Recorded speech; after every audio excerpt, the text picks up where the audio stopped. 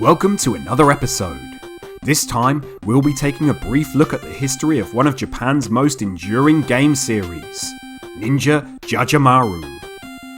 From action platformers to role-playing adventures, we'll be taking a look at how this series grew under UPL and Jaleco's guidance. UPL, or Universal Playland, was founded in 1972 and originally focused on developing arcade games. Known for titles like Nova 2001 and Atomic Robo Kid, UPL built a reputation for engaging gameplay and innovation. One of their first major success stories came in 1984 with the release of Ninja Kid.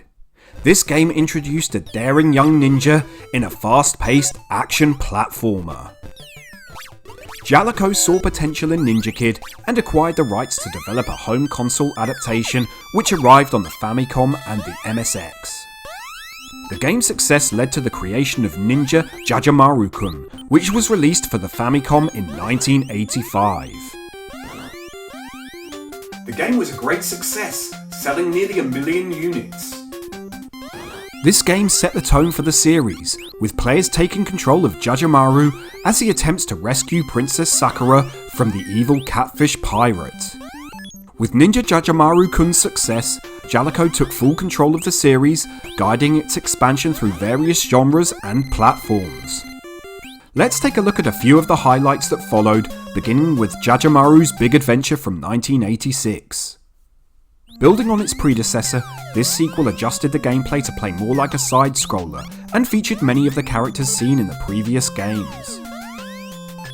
Ninja Kid 2 was released in 1987 and was an arcade sequel to the original Ninja Kid. This entry built upon the first game by introducing new stage designs and gameplay mechanics. Jajamaru, Ninpo Cho, or the Magic Ninja Scroll arrived on the Famicom in 1989. Marking a significant shift in gameplay, this entry was a role-playing adventure which demonstrated Jaleco's willingness to innovate and experiment. Maru's Mission marked Jajamaru's first portable adventure, launching on the Game Boy in 1990. The game preserved the series' core platforming mechanics while offering compact stages that were perfect for gaming on the go. One major flaw in the game is the excessive flashing effects, which can be quite jarring. After multiple RPGs and platformers, Jaleco took Jajamaru to new heights, literally, with Ginga Daisakusen in 1991. This Famicom entry launched our hero into space, complete with gravity-defying jumps and futuristic power-ups. The game took a lot of inspiration from Super Mario Bros. 3, from the visuals to attacking enemies by jumping on them. Jajamaru's updated character design added more detail, but lost some of the original charm. Super Ninja Kid was released on the Super Nintendo in 1994.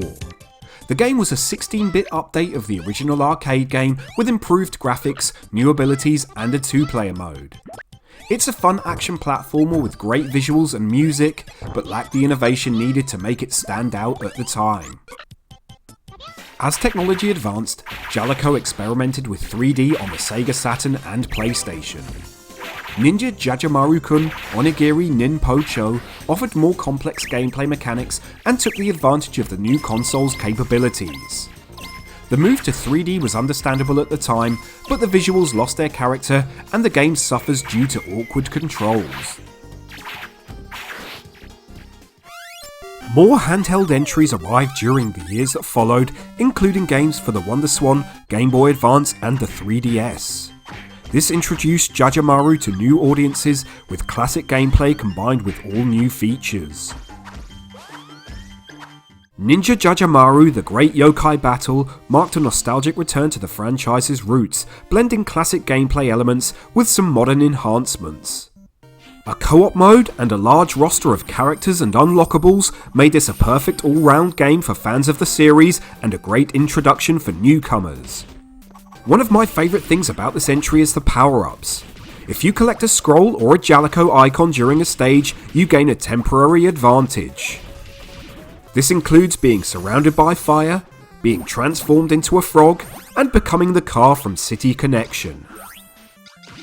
The amount of fan service is crazy, and just when you think you've finished the game, you enter hell. The release of this title, alongside the Retro Collection and English translations, has preserved the series' legacy and introduced it to new audiences. From its early beginnings at UPL to Jaleco's ambitious innovations, Ninja Jajamaru is a series that has proven to be enduring and has captivated generations. It's a classic series that I love going back to on a regular basis. I hope you enjoyed this episode. Let me know your thoughts in the comments section below and subscribe to the channel for more retro gaming content.